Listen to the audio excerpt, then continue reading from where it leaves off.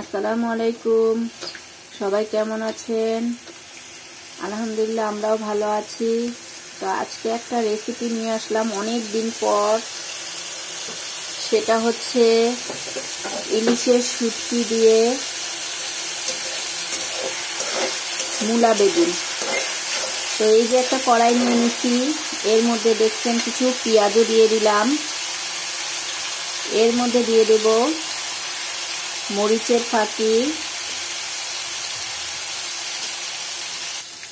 দেব হলুদ,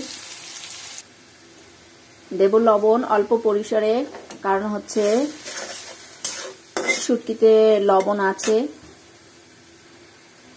দেব রসুন, শুটকিতে রসুনটা ভালো মিশে যায়। শুটকির মধ্যে অবশ্যই রসুন দিতে হবে। তো সবগুলো একসাথে দিয়ে এখন ভালোভাবে কষিয়ে নেব।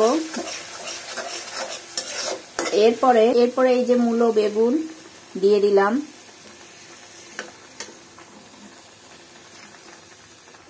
তো সবগুলো একসাথে দিয়ে ভালোভাবে মশলার সাথে এগুলো কষায় নিতে হবে।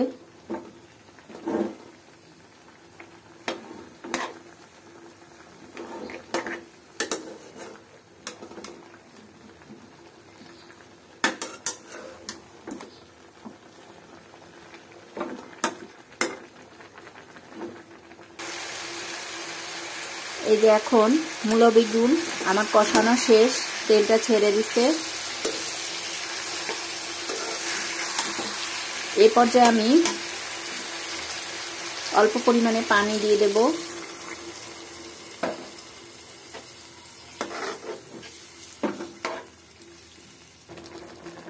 এখন এই যে ইলিশের শুটকিগুলো দিয়ে দেব, দিয়ে এগুলো এটার উপরে, ইলিশের উপরে সবগুলো একসাথে একবার নাড়াচাড়া করে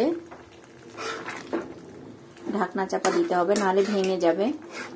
তো মাছ মাংস তো সবাই খায়, সবসময় এগুলো ভালো লাগে না। তো হঠাৎ শুটকির তরকারি যারা খায় তাদের জন্য অমৃত, অসাধারণ লাগবে। তো যারা খায় না তারা তো দেখবেই না ভিডিও, যারা পছন্দ করে তারা এটা দেখবে আর মজা পাবে। তো এভাবে করে সবগুলো একসাথে কষানোর পরে এবার কিছুক্ষণ ঢাকা দিয়ে রাখতে হবে। তো আমি এখন কিছু কাঁচামরিচ দিয়ে দেব।